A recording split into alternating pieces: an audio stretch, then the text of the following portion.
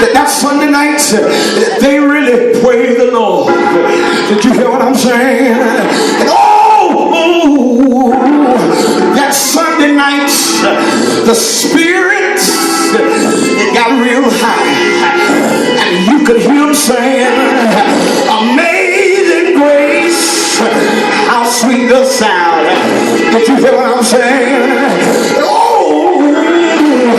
They had a real good church. And finally, that old preacher, he gave the benediction. And everybody went on their way.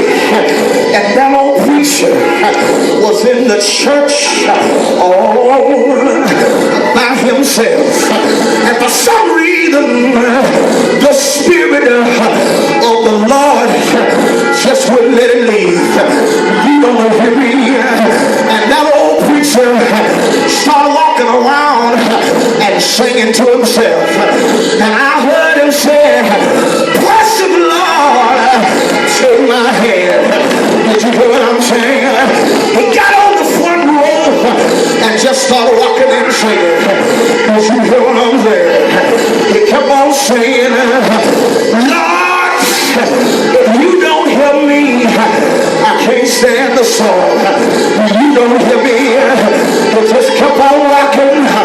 We just kept on singing. And finally, the Spirit get up off of it. And you should have seen it. He got his coat. He put it on his back. Got his hat. Put it on his head. Got to the door.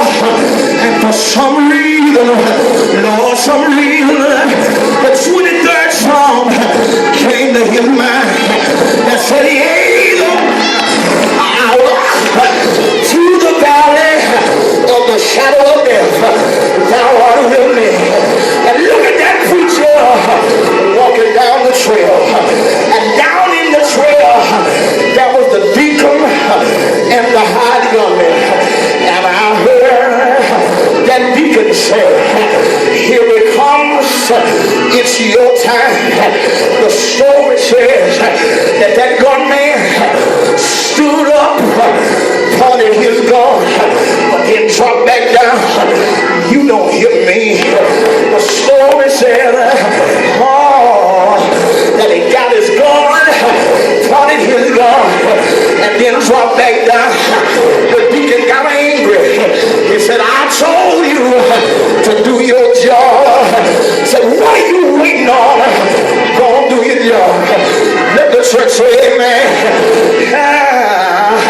The man spotted one more time. He stood up, pointed his gun, and then dropped back down.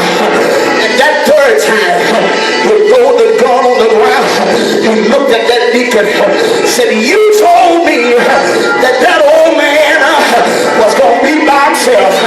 But every time I point my gun, I see a man walking beside him. Want to take care of you? Want to take care of you? Say yeah.